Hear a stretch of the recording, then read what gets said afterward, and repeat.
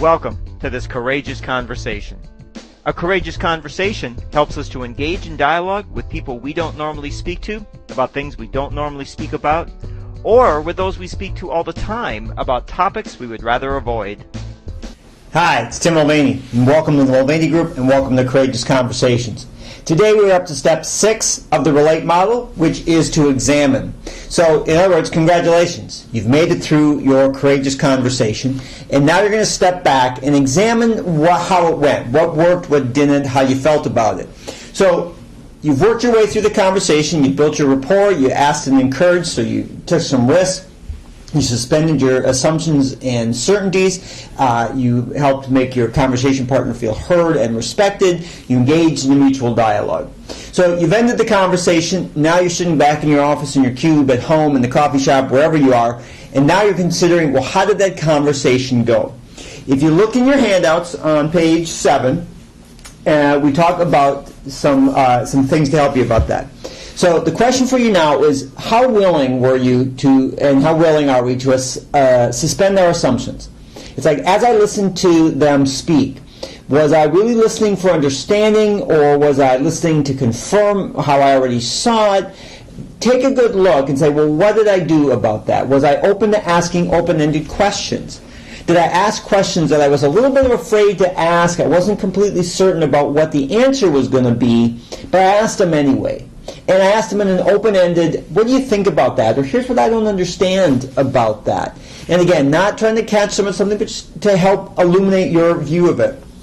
How open were you with yourself? And how open am I is the question as I'm sitting here writing this out. The question is now, how willing was I to open myself up to this person? How willing was I to share my own personal views and things about myself that might be sort of a little bit awkward or uncomfortable, or that may not have been, especially if we're working through some disagreement, may not have been my grandest, most shining moment, but I'm willing to admit to, part of the reason I do that is this, or here's what I was trying to do, or I didn't want to have to say this, so I did that instead.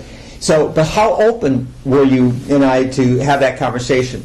What was intriguing about the other person and their opinion? Because we're going to have multiple conversations with them about this topic, maybe their race, their gender, their orientation, or staffing, whatever it was that occurred.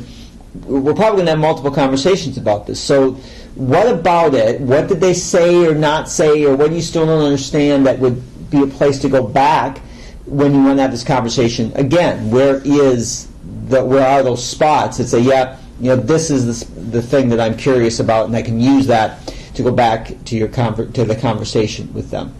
But your acid test question on step 6 is, do I feel more at ease approaching this person again? So the thing you're trying to think about is, well, now that I've done this conversation, I've engaged with this person, and at the beginning I was breathing, very shallow and high in my chest, and as time went on, hopefully you calmed down and you settled into the conversation. Now you're breathing easier on this end because you've gotten through it, and we're looking back on it. The question is now, could I do that again? Would it be? Do I feel like it would be a little bit easier to go approach this person again? If so, terrific. Make notes of that, and so you can repeat those behaviors. So you can do that again. If it's not, why not? So what about it didn't work for you and make you feel more comfortable, and how would you change that next time? What are some other alternatives? So the question is, do you feel more at ease approaching this person again? So you want to step back and examine what worked and what didn't, and make a plan for, all right, what are the things that didn't work? What would you do differently next time to help mitigate some of those things? And what things worked? What do you want to make sure that you do again? Because, boy, that really seemed to work. I really, how I opened up and built rapport was really great. And I really feel like I shared a lot about myself, and that person seemed to acknowledge that. So that's a good thing. So I want to keep doing those things. But, my questions aren't very open-ended, or they're a little too pointed. That doesn't really open up the conversation. So what are some other questions I could ask? But that is step 6 of the RELATE model, examine. So step back and take a look at how the conversation went. But thanks very much for listening. This is Tim Mulvaney, and I look forward to talking to you soon. Bye now.